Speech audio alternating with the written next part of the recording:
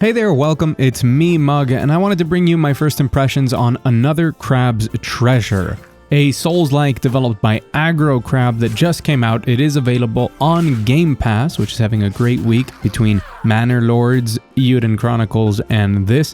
We've got a lot to play if you're on Game Pass, but I want to talk about it because we've got a lot of new releases coming. We have a nice, comfy month of May coming up with not that many releases, and I think a lot of you shouldn't skip on Another Crab's Treasure. When I played this all the way back in the last Steam Next Fest, I complained about an overall lack of polish and some of the camera and effects making me nauseous when I normally never get nauseous playing pretty much any video game. Some of those things have been improved, specifically the camera and the nausea.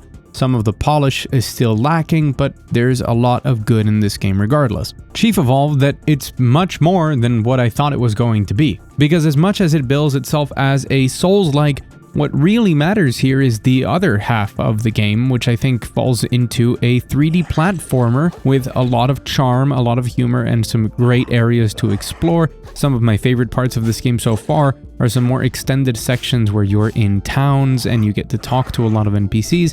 There's a lot of funny dialogue to read through, a lot of very cute details and clever little stuff into each of the areas and how they're built for this underwater journey that the main character Krill is on. So while the game does open up a little bit later on once you are at the sands between, most of what the levels are here are quite linear with some side paths to explore, but they don't feel as closely designed as Souls-like games. Instead, they feel much more like a 3D platformer, both with the amount of precision in some of the platforming and some of the places that you fight, and some of the ways that you move around the game. You know, you have trampolines, you have sliding down hills, you have your grappling hook to grapple from one point to another, your jump has this little float, kind of like a Yoshi float, to help you platform. And this all leads to a very interesting gameplay loop that I think is quite unique, where you are spending some time kind of chilling, doing some platforming, climbing up some stuff, making some jumps, you reach a platform, you fight some enemies, you jump some more, you fight another enemy.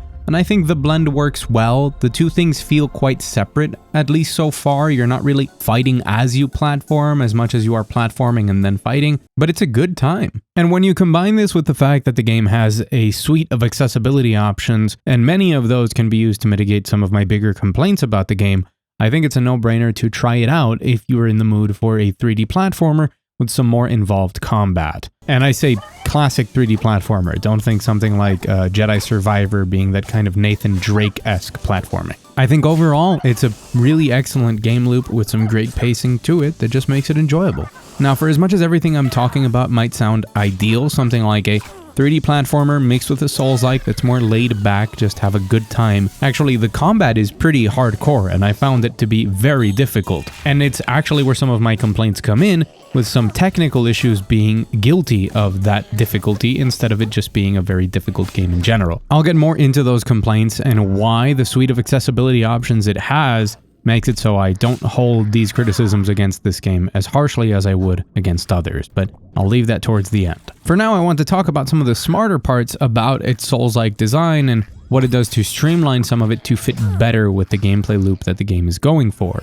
Because aside from being a 3D platformer, it is actually very close to Souls. When you defeat enemies, you gain microplastics, and you can use those microplastics to upgrade your stats. In this case, there's only 4 stats, and those are Vitality, Attack, Umami, which is your special meter, and Resistance, which has to do with the armor system. When you die, you drop your souls, and you have to go back and get them, and you spend these things at bonfires, and you can warp between those bonfires very early on. Very standard stuff, but again, it's that streamlining that works really well. For example, there is no suite of weapons and armor. Krill only has the weapon that he has, which is his fork, and you can't upgrade it, but your armor is determined by the shell you're wearing, while later on in the game you can permanently have a shell equipped in a sense. You always get it back when you respawn, you get the same shell. But for a good portion of the game, and especially if you want to stay on your toes and have something more adequate for each situation, you're going to be picking up shells in the environment or off of enemies that you defeat, and each shell has a different value for its armor and its durability,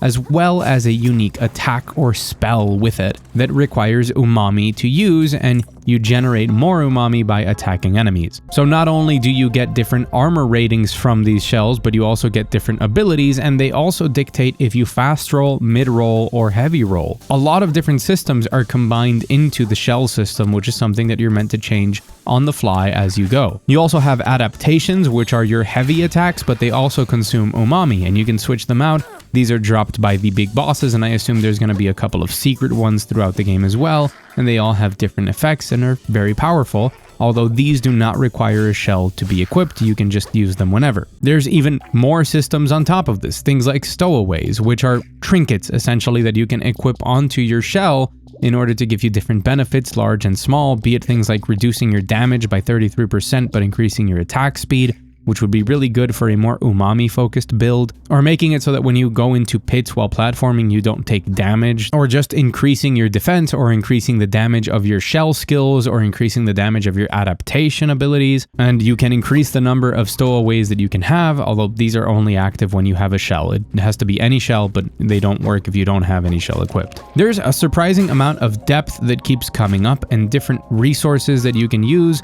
to upgrade. You also have a general skill tree, which is where you unlock that initial ability to teleport between bonfires, but also unlocks all sorts of things from air dodges to running attacks and all sorts of little upgrades divided between offense, defense, and mobility. And you upgrade that general skill tree by collecting a different resource, normally housed in crystals that you want to go off the beaten path to find, normally after a little extra platforming challenge by just paying attention to the environment, or by defeating bigger enemies and bosses. So there is quite a bit of depth, but the game never feels overwhelming. It feels like it's very much guiding you towards the next location, presenting you with a challenge that is a combination of platforming and fighting, and you just do that and have a good time as you go, and then from time to time stop and make some decisions about your build and where you want to invest your resources. Now, it's not all perfect. I did say that this game is very difficult for a couple of reasons, and I want to put you into perspective first. Each one of us is different, and we encounter different difficulties in the games that we play. What might be very easy to me might be very difficult for you, and vice versa. So it could just be me not really taking full advantage of the mechanics that the game presents, but the most recent Soulslikes I've played in the last 6 months have been Lies of P, Lords of the Fallen, No Rest for the Wicked, and Dark Souls 1. And I have found all of those to be considerably easier than Another Crab's Treasure. This is a game where enemies can two-shot you even if you have put some of your stats into HP and are wearing a pretty decent shell.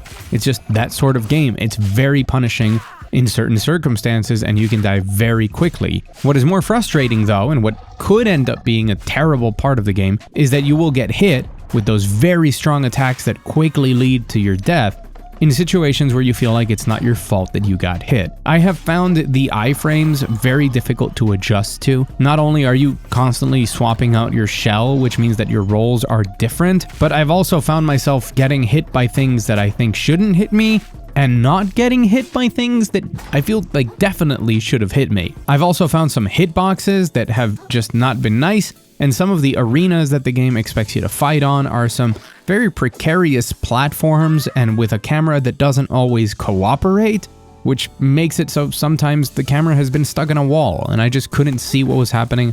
I just had to take that death. And that's another one of the problems I have with the game, is there's an overall amount of jank that I don't appreciate, to put it nicely. Some examples include dodging into an enemy and getting stuck on a part of the enemy's model in a way that's difficult to break out of. And because I got stuck in that model, I got hit, and then I couldn't move out of it, and I got hit again. Even more frustrating in that blend of 3D platformer and Souls-like, sometimes you'll fight on certain arenas that are not really level, or that have little details from the environment included in it, be that very small steps or something like that. And while when you're walking, you will immediately and very naturally walk over it, you don't need to jump or anything like that to move into it, the tiniest little ledge, when you are strafing, when you're locked on, or when you're dodging towards that tiny ledge, will make you get stuck on it and then get hit because of that. And I'm not talking about a step from like a staircase. I'm talking about like a minuscule step, like there's supposed to be a rope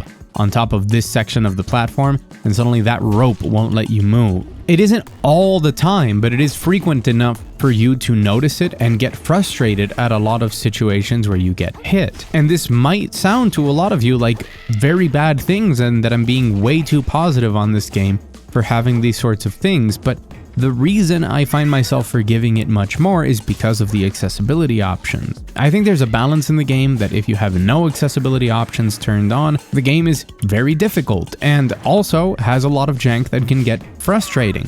But I do think it'll be an interesting challenge with different things to learn and strategize, and with that platforming breaking it up to make Souls-like veterans really have a good time with a very different vibe to the game compared to what most Souls-likes chase, even if it does have a lot of points of frustration. But its accessibility menu allows people to tailor it to a lot of what they want. So right from the get-go, as soon as I was presented with that accessibility menu, I immediately turned off losing my microplastics, my souls on death. Having come from No Rest for the Wicked, I really enjoyed how the progression in that game felt without having to worry about picking up my souls. And if I just want to have a good time instead of challenge myself, I'd rather take that off. But there's so many things that you can change there, be that increasing your armor or the durability of your shells, reducing the damage enemies do outright, increasing the damage that you do, making it so that when you fall off an edge into a pit you don't take any damage, which I've been tempted to turn on because the seahorses, even if they don't hit you, they explode a thing with their projectiles that blows you away. And that was frustrating in a way that felt unpredictable, of like, I'm already in a very difficult situation and I don't know exactly how much this is going to blow me away, but I can't really dodge it. And a lot of these choices that you can have, all the way down into giving Krill a gun, which just makes you capable of demolishing pretty much everything in the game and just enjoying it for the navigational value, I guess, for just jumping around the environment and then pressing X every time you see an enemy. I think that they do alleviate some of those issues to make it so that each person can modify it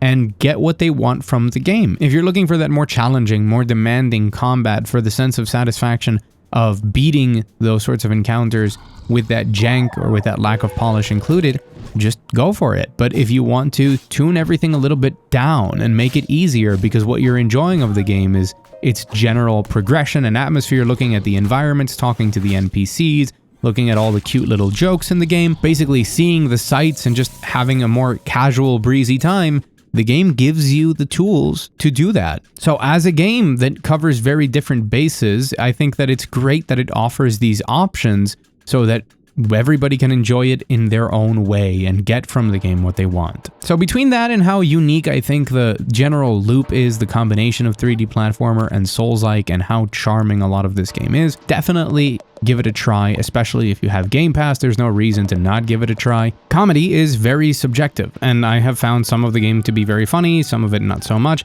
but I have enjoyed the general atmosphere, the plot that it presents, and the characters. Its jokes do land more than they miss for me. And I think that other parts of the presentation, especially the soundtrack, which I think is exceptional, hopefully you've been listening to it in the background of this video so far, haven't found a track that doesn't absolutely slap. It's just really, really good and probably worth experiencing the game just for the soundtrack alone.